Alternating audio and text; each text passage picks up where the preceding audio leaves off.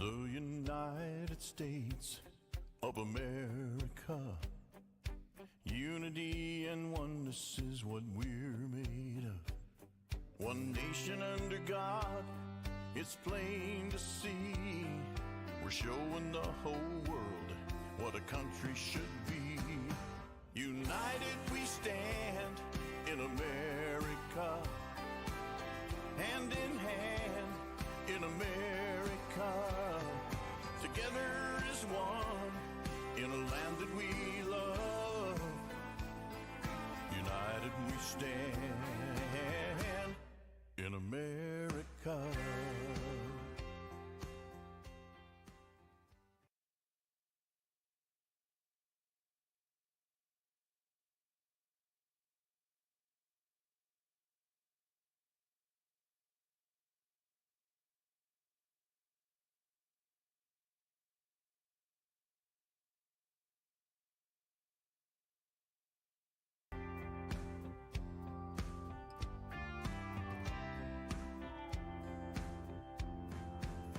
We're the United States of America. Unity and oneness is what we're made of. One nation under God, it's plain to see. We're showing the whole world what a country should be.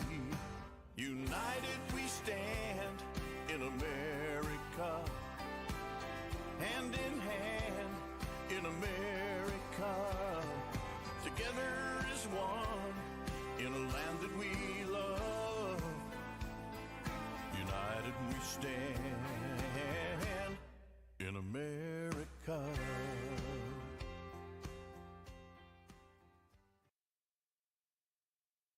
Beautiful day in Springfield, Missouri. We are live at the headquarters of the Acts Ministry Group in Springfield, and we are on show number 207. And we're really glad today. We have a tremendous guest that we're going to introduce in just a moment. But Dr. Mary Byrne, welcome back. Well, thank you so much. So we have been missing you, but you've been very active and busy in Jefferson City, and session's over with. But that doesn't mean all your work is over with, is it? No. You still got work to do. I do. I work from home quite a bit, but I do a lot of research, so it doesn't matter what computer I'm on to do that.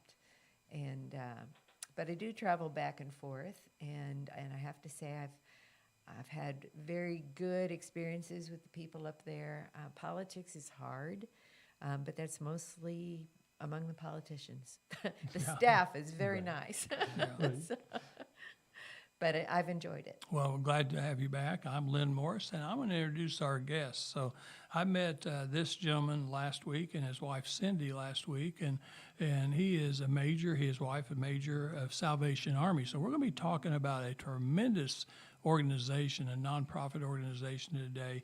This is Mr. Amos Shields. How are you doing? I'm doing great. Thanks for having me. Well, I tell you what, I enjoyed visiting with you last week, and for everyone out there. So, you know, you guys are international. We've got people today probably watching from all 50 states. Okay. And you have a Salvation Army in all 50 states. Yes, we do. And some of them multiple in each state. Yeah, yes. Got lots of cities and towns and things like that. And then I don't know how many countries, but we have people in other countries that watch our show. And so I know you've got international Salvation Army locations. Absolutely. We're in 133 countries around the world. Oh, my gosh. Our international headquarters is in London, England. And ministry happens and life happens. And as people are needing support and needing to hear the gospel, we're willing to go where we're requested, really. I mean, or where we believe God is leading us to meet the needs.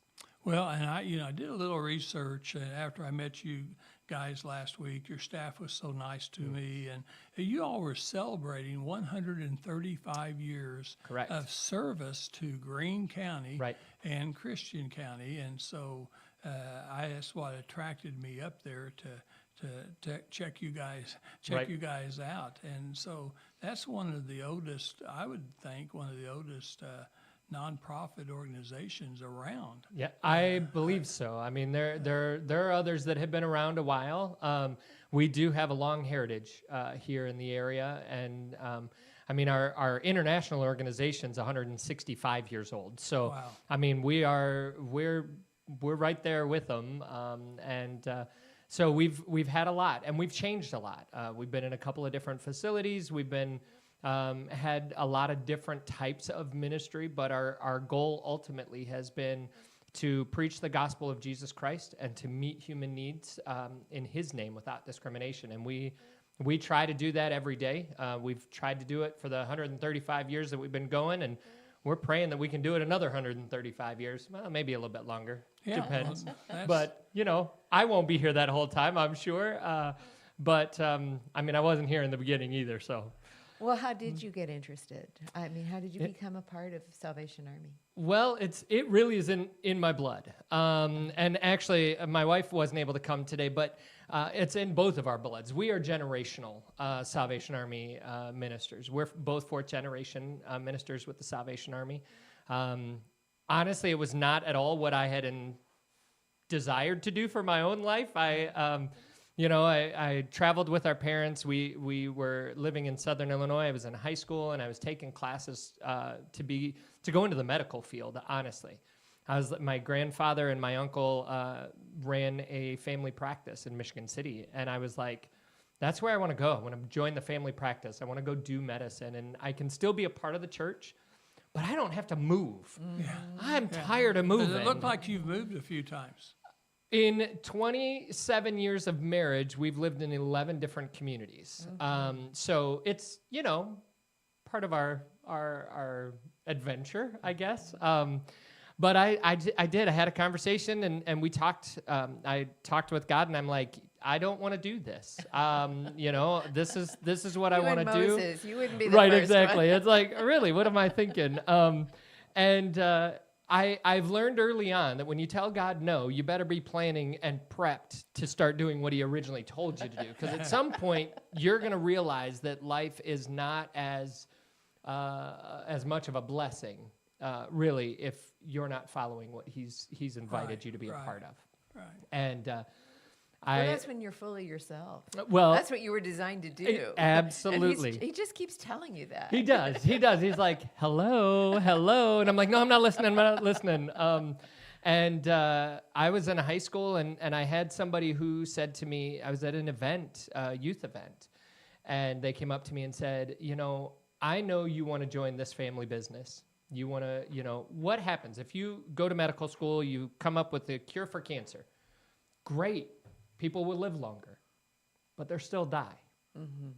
But if you join God's family business and you share the gospel and help them come to know who He is, they'll live forever. That's right. And now I was a teenager, I'm a senior in high school, So and this I'm like, was an adult who was having that conversation. yeah, it was a friend of mine, and I don't even remember what was being said at the event that we were at, but we had this conversation. I'm like, all right, that's not fair. That's just not fair. But God began to work on me, and I said, well, God, if this is what you're calling me to do, here's my list of things. Surely He couldn't make that happen. I got to learn. When you challenge God like that, He's going to be like, I got you. Yeah. And sure enough, He brought a fabulous woman into my life that really has continued to develop me and strengthen me as our team in ministry. We've been doing this we're finishing our 24th year of ordained ministry as pastors with the Salvation Army, but we did youth ministry before that within the Army. We grew up in it. This is what we do, and I always have a love for the Army.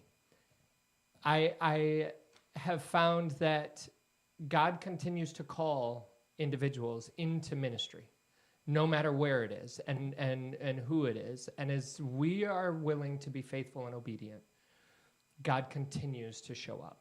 And I have always had a strong spiritual gift of faith that I believe that God will do what He wants done, not in an arrogant type of way, but in an absolute loving way. And it's been in the 24 years of marriage and the different locations, we really have seen just wonderful blessings. Not because we're anything special, but we're willing to be obedient and willing to follow. So how long have you been in Springfield? So we've been here. We are finishing our second year. We came in 2023, so we're finishing our second year. And we came to this, as we call it, appointment, this ministry here, not fully understanding what was being done here in this location. We had just come from Holland, Michigan, we moved there during COVID. So everything was different. Right. We had come out of an administrative role and went back to a local congregation and a local ministry, and just had to kind of relearn some things and reevaluate who we are as an army in that location. And we kind of took that when we came here as well. And we're like, well, we need to reevaluate. Are there things that we're doing that we need to stop doing? Are there things that we're not doing that we should be doing? Are there partners that we need to work better with? Are there other groups that are doing things that we can support them as they support us? And it really has just been an amazing couple of years. And we've found that this community has just been amazing. So it's been a fun experience, and we're loving it. But really, everything that happens is, I absolutely believe, has been orchestrated by God. Lives are being changed, whether we're a part of it or not. But God is constantly moving in the lives of people, and he's inviting each of us to come and be a part of it. He's inviting us. There are a lot of times early on in our ministry that we would pray, we'd go to a place and we're like, all right, we believe this is where we need to go. And then we'd get together with our church leadership and our community leadership, and we're like, all right, let's do this, and we're going to pray God's blessing upon it. Later, I realized that I was doing that all wrong. I hear you. I was just thinking that. Yeah, it's so wrong. And Who's got the plan? Right, exactly. That's exactly it. And I finally learned, and I'm not great at it yet. I mean, that's human nature. I think I understand God enough. To say I'm not God. Right, exactly. I do understand enough to know that I'm not God, and He is. Okay, that's a good start. But as I'm trying to get better at, Lord, you're doing something here. Mm-hmm. So even as we're coming into a meeting or into an event or into a new community, you're already doing something. Yeah. And where do you want me to be a part of it? How do you want the Salvation Army to be a part of it? How do you want people in our community, volunteers or other ministries, how do you want them to be a part of impacting the lives of our community and individuals for your glory? Right. Sometimes he's pretty clear, and it's got it, not a problem, I totally understand. And then there are moments that I have to be a little bit more patient, because he's helping me to listen. And patience has never been one of my virtues at all. I like to be busy, but I also like to see lives transformed and changed, and ultimately we do see that. But it's his. Hey, Major, so let's talk about, I'm just fascinated about your building. Yeah. I mean, I remember when it went up. Yeah. Okay. Well, My daughter was in high school. She went to Central High School, so I passed it on Chestnut Expressway. And it's a beautiful building, but what do you do there? 35,000 square foot. It is a big building. It is an absolutely beautiful building. Yeah. When we drove into town the first day, so we move, we come into town, and all right, here's your vehicle, here's your stuff, here's whatever, here's where you live, and we still don't know where everything is. So we drove down, and we had the beginning of an idea of what ministry was happening here. And we pulled down Chestnut, and we're pulling up, traveling west on Chestnut Expressway, and I look at this sign, the Salvation Army sign, and I look at the building behind it, and I remember turning to my wife, and I'm like, no, what have we just gotten ourselves into? It is a fabulous facility. We have our, as you're driving west on Chestnut, the first kind of area that you see on that corner is our worship center. We've got classroom space. We've got a small congregation right now. So it's a regular, permanent Yep, congregation. absolutely. We have about 30 individuals in our congregation, and you know, we're going through some growing pains. And our people are hungry for Jesus. Mm-hmm. I will take that over a 5,000 member church, because I think that hunger for Christ changes the dynamic of the ministry of what's happening. I mean, it changes the heart of the people, but it also causes them to be hungry for saving souls. And that's the ultimate goal. But we have to do some training and things that go with that. So we do have a congregation. We meet every Sunday morning at 10:45. We have worship, and just a great group of folks. At 10 o'clock, we have a time of fellowship. Folks come in, they can have coffee. If we've got donuts, we've got donuts. But usually it's just coffee and fellowship. We hang out, get to build relationships with each other, and then we do worship.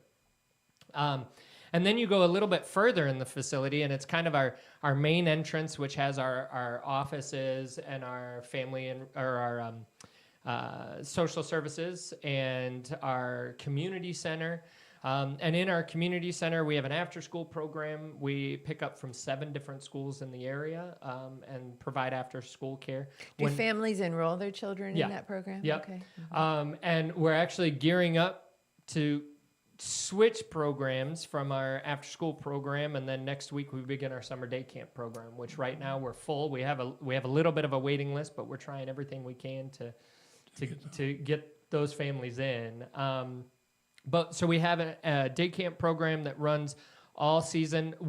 During the school year, if the schools are not in session, our after-school program is an all-day support for families. Because just because school's out doesn't mean the parents don't have to work. That's one of the biggest problems. Right, absolutely. And so we've got a great team. We found out when we moved here that during COVID, so a lot of our staff are students themselves. And so they were working on their education on laptops, while the kids in our program were coming in every day and working with their teachers on laptops, or so it was just an amazing story.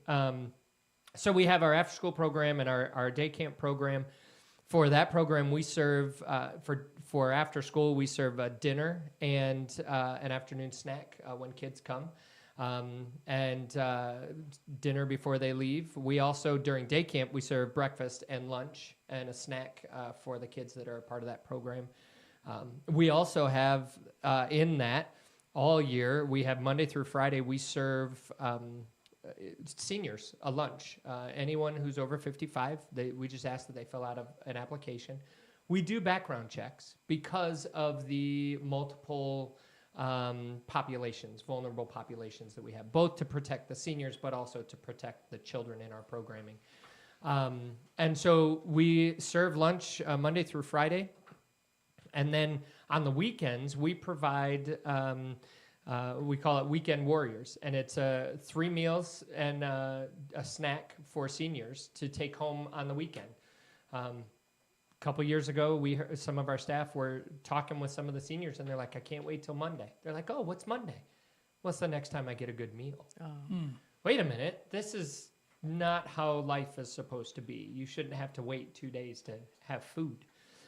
So we started this program, and it really is just a blessing for it. Individuals have to sign up for it, and some have signed up and then stepped away from it and said, I don't need it anymore, which is great. And so if we're closed like this weekend, we're closed on Monday. So we'll provide 3 meals for Saturday, Sunday, and Monday. And we want to make sure people are fed. So these are reheat meals? Yes. Yeah.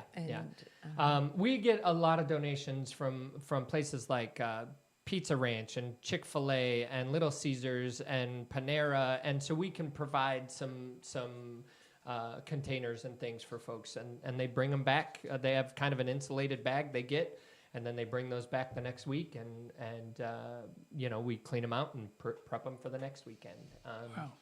So that's, I mean, that's, we also are starting in June. We have at 9:30, we're starting a Young at Heart. It's a program for seniors. Activities, we'll do Bible study one week, we'll do bingo one week, we'll do, for bingo, we do ask folks to bring and share gifts and even snacks, because they usually do food on that day. It's just a fun game of bingo. I tend to stick my head in when they're playing and yell bingo and, irritate everybody. So I'm not a good individual to be there on those days. But we have times of fellowship and crafts and things, just because we know that fellowship and relationship building is so vital to the health of individuals, not just our seniors, but everybody. We all need relationships. Yeah, we've had warrior veterans programs, and they talk about that being the number one problem is isolation. Absolutely. And so because some of the trauma they've experienced, they have to share with people who will understand. It becomes a community of veterans who are best going to support each other. Absolutely. But and even the park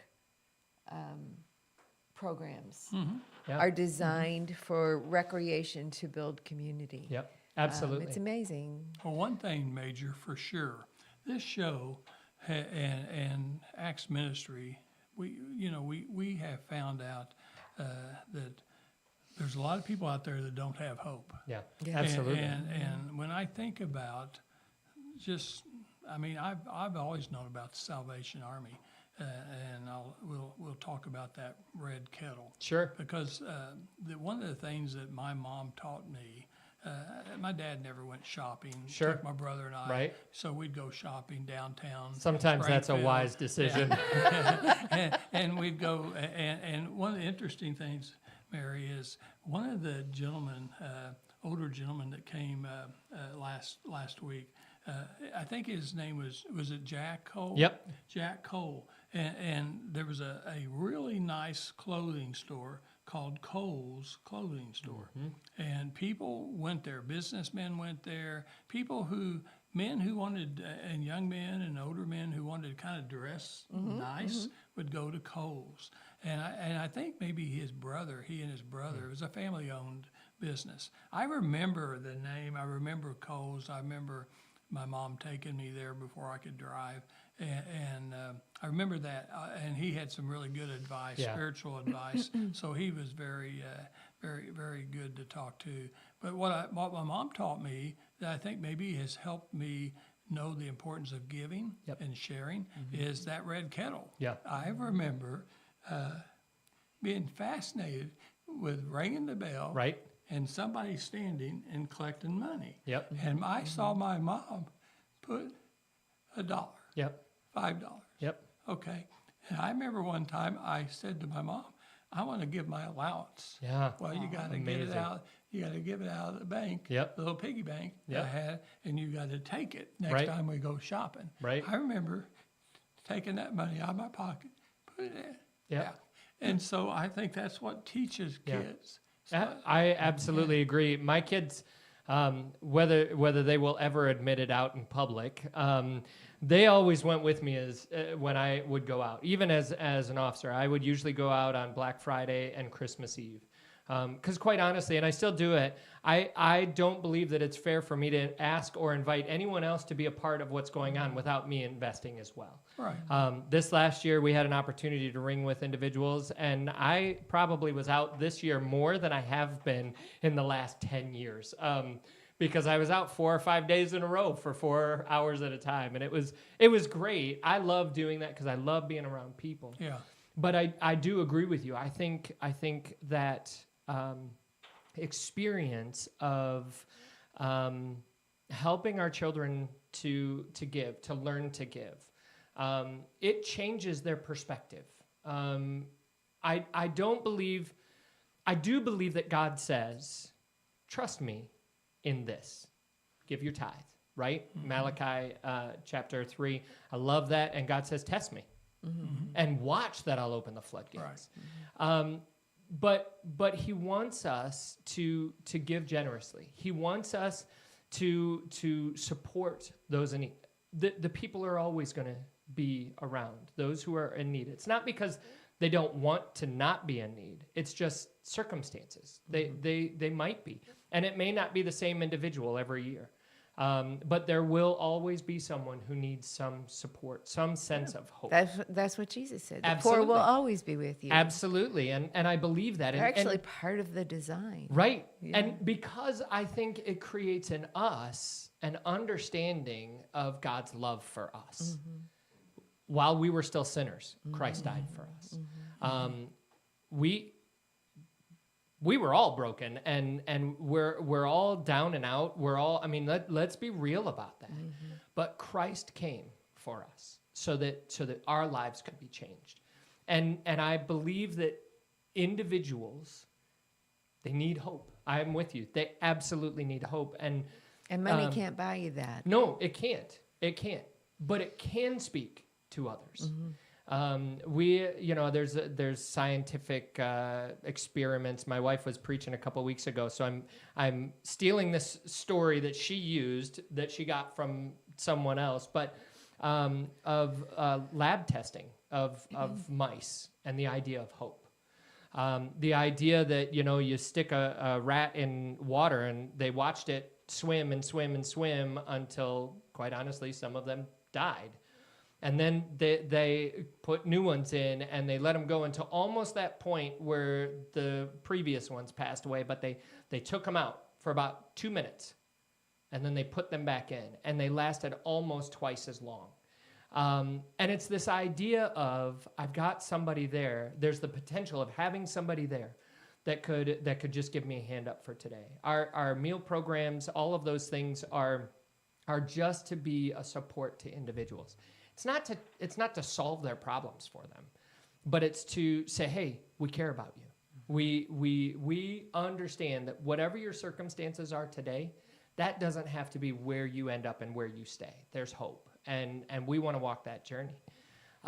So we do those, and we also have on this property a family enrichment center. So it is our women and families shelter. Our programs anywhere from 3 to 6 months. Individuals can stay and they work with our team.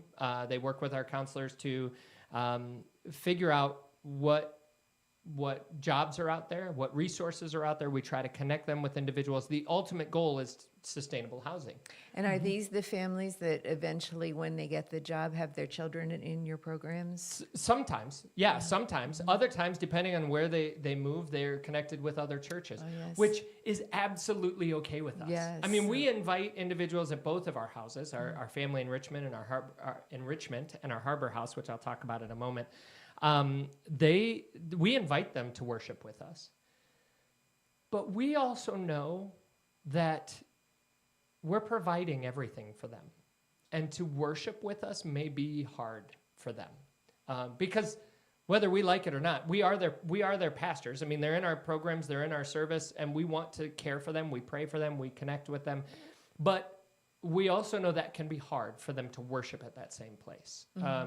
So our goal is, how can we connect you with a place of worship that will maybe be your faith beliefs, that may be closer to where you want to end up in your sustainable housing, because that fellowship of believers is going to be so important to your success. And so we try to figure out how that works. So it's really just an amazing experience. So we have families in our family enrichment center. We have opportunities. We work with the hospitals for medical respite. We have a couple of spaces available. So as someone's in the emergency room, doesn't necessarily have a safe, clean space to go, they can come and recover at our place for a couple of weeks. How would they know that? The hospitals know. Awesome. Yeah, if they go into the emergency room and if we have space, if the space is available, we work with both Mercy and Cox, and they've got space that they can call us and say, hey, do you have a bed? Yes, we do.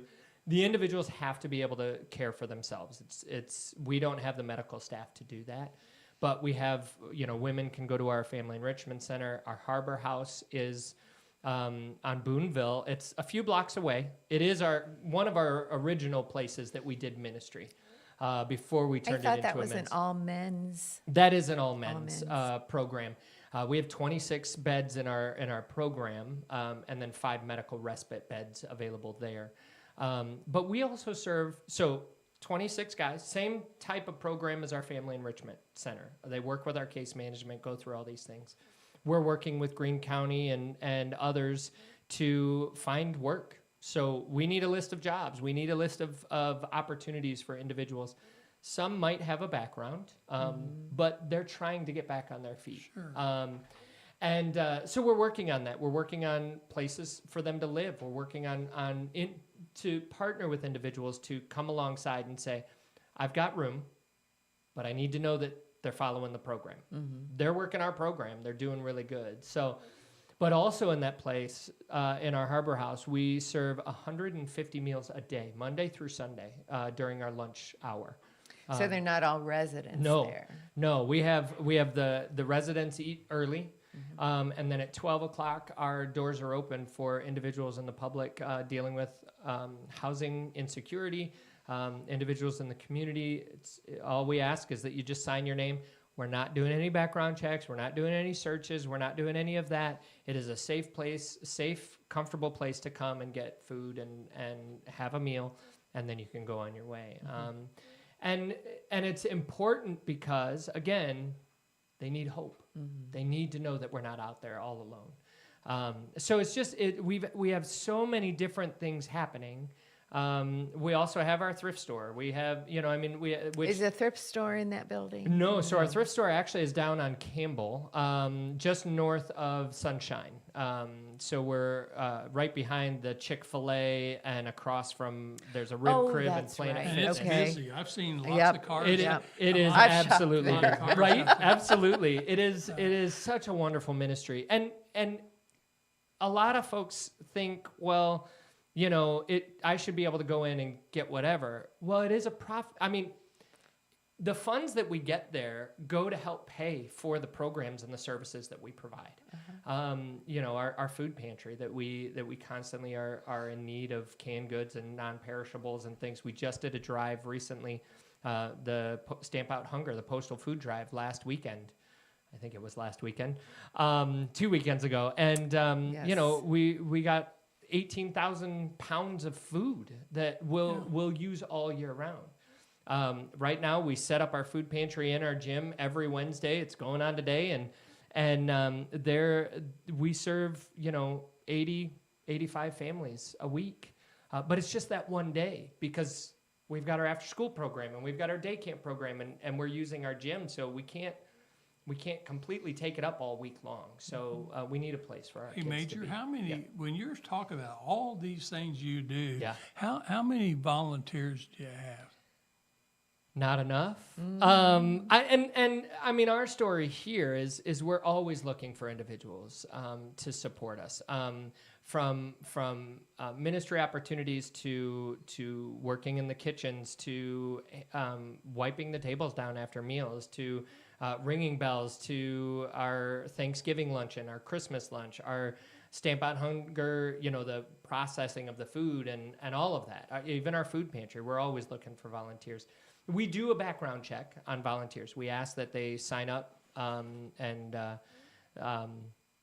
do a volunteer background check because again, all of the different populations, we want to protect our volunteers. We want to protect our customers. Because every individual, and I say this when I'm talking about those in our shelters, but every individual that comes in for support, they know why they're there. Yeah. And the reality is, we don't need to remind them why they're there. We don't want the guys in our shelter waking up in our old chapel. I mean, they've got a twin bunk bed kind of, and a locker next to it. I think of the old military barracks, that are on the TV shows. That's kind of what it is. Yeah. And I'm like, there's 26 guys sleeping in our old chapel. We know, they know why they're there. They know the choices that they've made. We don't care. We want them to have a warm place to stay. We want we want to restore their dignity. We want to give them responsibilities. We want to help them in this journey. Not fix it for them, but walk the journey with them. And sometimes that's hard. Sometimes individuals like, I can't handle this anymore. I can't handle the accountability. I can't handle, and it's hard to watch them say that, because for us but if you could push yourself just a little bit more, you'll see the hope that we're trying to offer. Right. Not just in food or a place to live, but in the love of Jesus Christ. So all these people watching today, wherever they live, I mean, we want people, volunteers in the Absolutely. Springfield, Missouri area, but we also want volunteers all over all 50 states and around the world. So how in our area, how do those people find out how to volunteer? So the easiest way for anybody is salvationarmy.org. That'll take you. You can go to your Spelled local like place. one word. Yeah, Salvation Army, all one word, .org, and that will take you most likely to our national website. And then you can put in your zip code, and you can find the Salvation Army nearest you. Sometimes we have what we call service extension. So it's not an actual Salvation Army location, but we support an organization in town with resources. Bolivar, we have a group that we work with, and they ring bells during Christmas, and that money stays local, and they are able to offer financial support to individuals who are in need. But here in Springfield, Salvation Army, Springfield.org, that's ours here. And you know, our Facebook page, and most of the Salvation Armies have Facebook pages now. It's just a way to keep up on the times of what's happening. Our team does a really good job of making sure our Facebook and our website are up to date with all the upcoming events, all the volunteer opportunities. We have so many different things that we're just trying to make the community aware. The Army is getting better about this, and I'm going to kind of tell a negative on us real quick, but we've never been really good about PR. We've never been good about telling our own story. You're too busy helping people. Well, there's part of that, but I believe that God calls individuals into ministry, to different aspects of the ministry. And there are people who are really good with PR that, quite honestly, would love to help us out. And we've got a dynamic team here in Springfield that's doing a great job with it. And I just couldn't say enough about them. But they have helped with the awareness of who we are and what we do over the last few years. But it was easy during the wars. The Salvation Army was on the front line with them serving donuts. You know, our donut ladies were out there, and they were providing donuts to individuals in World War II, and just really, you know, helping make a difference there. So when individuals came home, they had their stories, and they had that recognition. Life is so different now, and younger generations still need to be reminded of those stories. Have you seen the Christmas movie about the Christmas candle? Yes. Yeah. Yep. It's Excellent. Yeah. Yeah. And so it was during the Industrial Revolution, Yep. and the Salvation Army was there to help people through the poverty, you know, of moving from the farm into the city. Yep. And what do I do now Right. until I get a job? And it was the Salvation Army that provided that transition. Absolutely. Yeah. So if you It's- haven't seen that movie, I highly recommend it. The ministries of the Army change. We have the ability to be flexible because of donations that we get. We can work with our partner agencies and say, what are you doing, and what are you doing well, that we need to encourage you to continue to do and do well. And that might mean us not going after a grant in the local community because they're doing it and they're doing a fabulous job. So we're not going to fight over money anymore. We can readjust and do something different. But tell us about the structure, why it's called the Army, and why are you a major?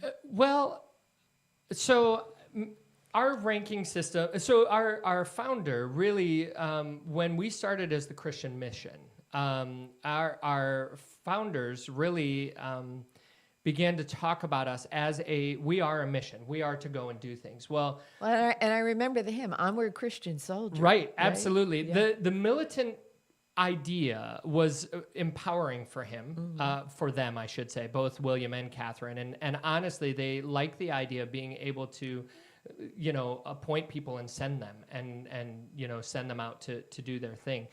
And quite frankly, we became the Salvation Army because there was an article that was put out that said, it's a volunteer army. And he's like, we're not an army. Well, we are an army because we're fighting the battle, right? That's right. We're fighting a spiritual battle, but we're not a volunteer army. Well, there's some of that.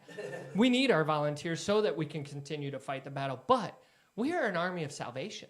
We are a salvation army.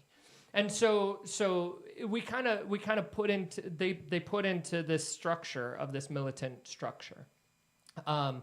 Actually, years ago, the largest army in the world. It was a game show question, and it was in England, and they said China or America or whatever, and it actually was the Salvation Army. Okay. We didn't fight the kind of battles that those armies fought, but we fight a different type of battle, and it is a spiritual battle, trying to share Paul Jesus kept with talking everybody. about putting on the armor of God. Absolutely. And, I think that there's a misrepresentation of Christianity. I call him, they like the milquetoast Jesus. Yep. But if you read Revelation, he's got a sword for a tongue, right? Yeah. And he is the commander of the army of heaven. He is. And so we have to get over that and Right. accept God for what he tells us who he Right. is, rather Right. than tell him who we want him to be. Absolutely. Absolutely. And the moments we begin to do that and let God be who God is and not try to stick God in this little box and say, okay, this is the God that I know. Well, this might be the God you know, but this is the God that we serve. That's right. And if we allow him to lead us, sky's the limit. And I'm much more comfortable knowing how powerful he is, Right. rather than trying to reduce him to Right. something that's comfortable for me. Right. Right. When we're willing to say, Lord, I don't have any idea what you have in store for me. I have no Which happens idea. often. Right. It's I have no idea what today holds or tomorrow holds, or is this what we're supposed to be doing? But I'm going to be faithful to you. And I know that you are going to make it clear. If this is the direction I need to go to fulfill what your desire is, what your plan is, then you're going to make that happen. But if it's not, then by golly, we're going to get distracted all the time. Yeah. And when we do that, there's always work. I mean, there's always some sort of persecution or some sort of struggle that we're going to face. But the reality is, it's a whole lot less of a struggle than if we're trying to do it on our own. And when we spend our time trying to say, well, but God, and he's like, I got this.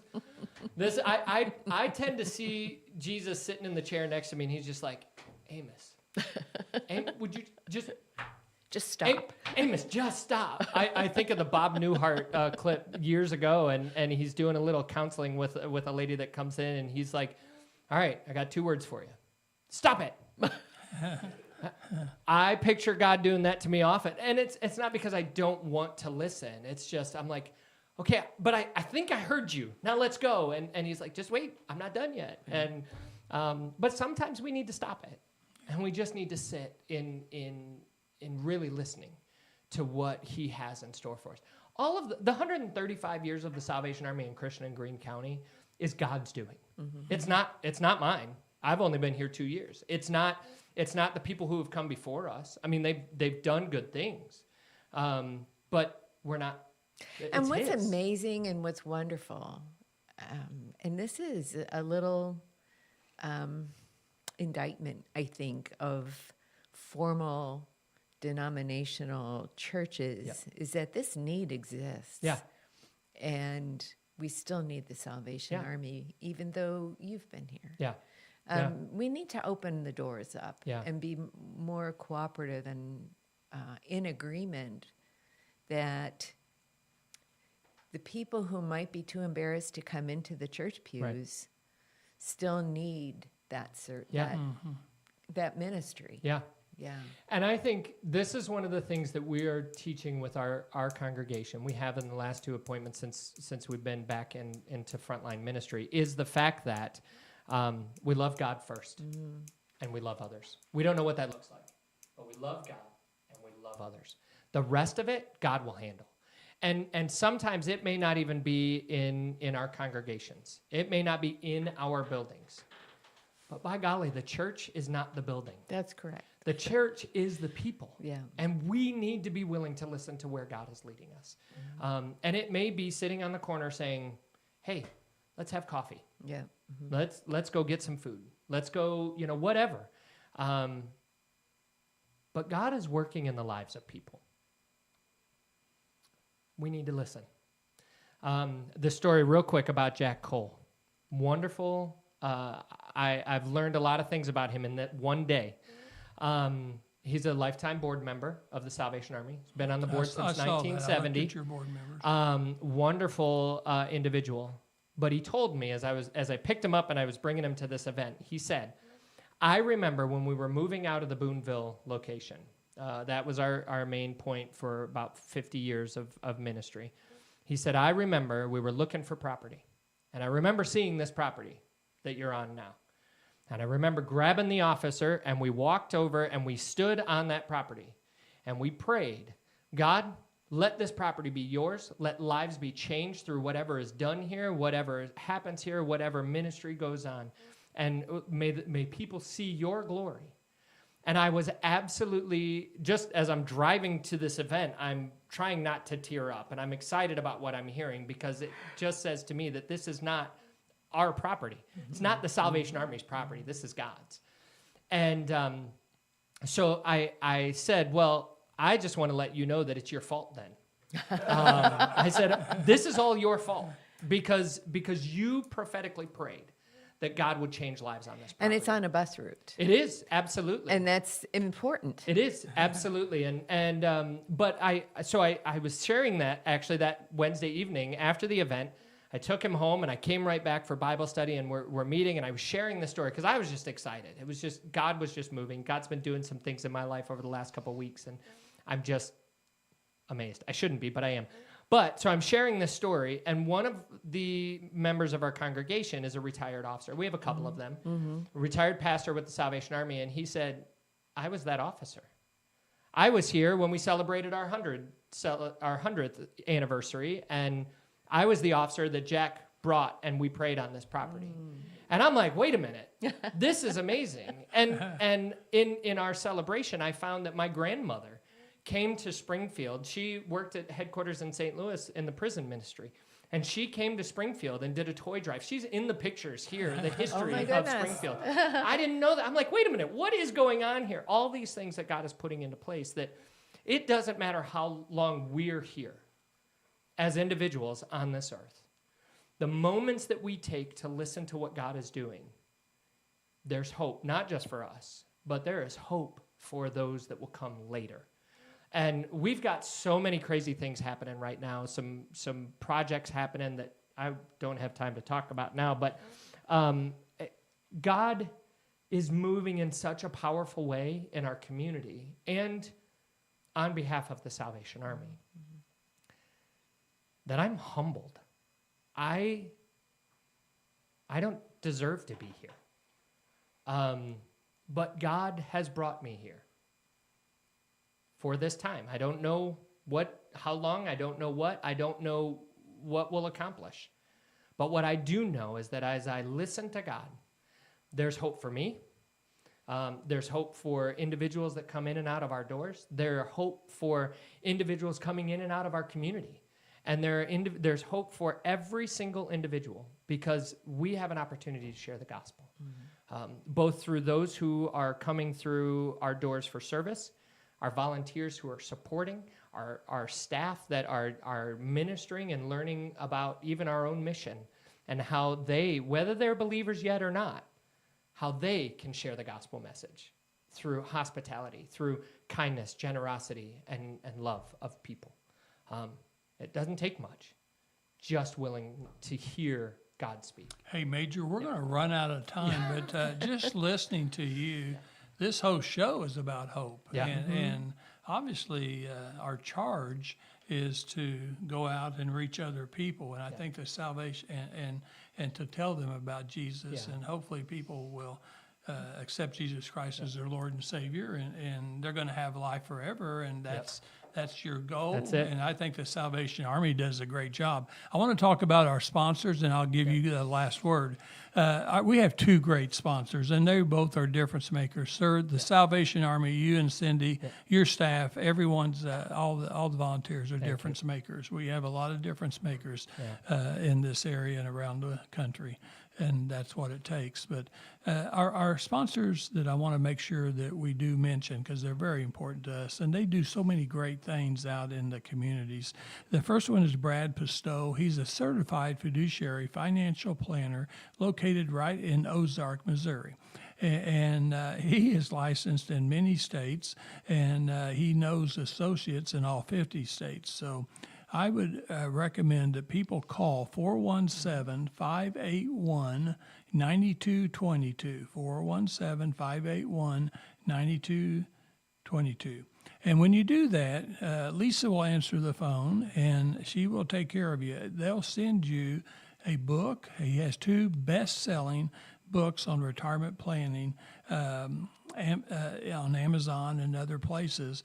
Bulletproof is his first book, and Safe Money Matters. So Safe Money Matters first book, Bulletproof second book. They're actually excellent books. He has plans. My family, we use them. A lot of my friends, business associates, a lot of people I've known uses Brad Pistow.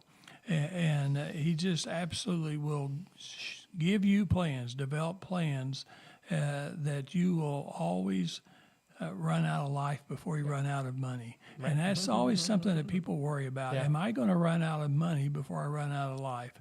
And that's a serious concern. But you don't have to worry about that. So I highly recommend Brad Pistow, Trinity Insurance Financial Services in Ozark, Missouri. Our other sponsor, again, I don't have sponsors. I have people that want to be sponsors, Major, and some of those sponsors I've gracefully declined because if I don't know them very well and I don't use them, then I can't use them I can't give them a reference.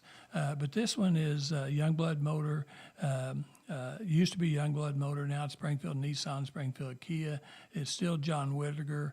Mr. Youngblood retired, and so John Whittaker is the CEO owner. And Aaron Swanson, who's been on our show, is the general manager. They sell great cars, Nissan Kias. They can also, across the street, 3838 South Campbell, across the street is their used cars. What I like about them is they have program cars and cars like every car dealer has, but they have a lot, they emphasize certified cars. Mm-hmm. Certified cars are a little bit more expensive. And service. And service. And that's why I bought my last 2 cars from them. And I'm getting ready to buy another car from them. I just had one of their salespeople reach out to me. So I absolutely use these people, and you don't have to be in Springfield, Missouri to go buy a car from them. They have people in Arkansas and Kansas and everywhere else that comes and buys cars from these guys.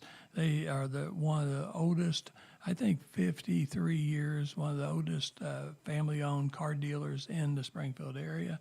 And so we highly recommend them. So they do all great things. I want to say one thing, then I'll let you say the final word. One of the things I thought was interesting, because I know my wife and I talk about this all the time. People are always seeing things on TV and radio and print, everything, asking for donations. That's the lifeblood. You got to have money to provide services.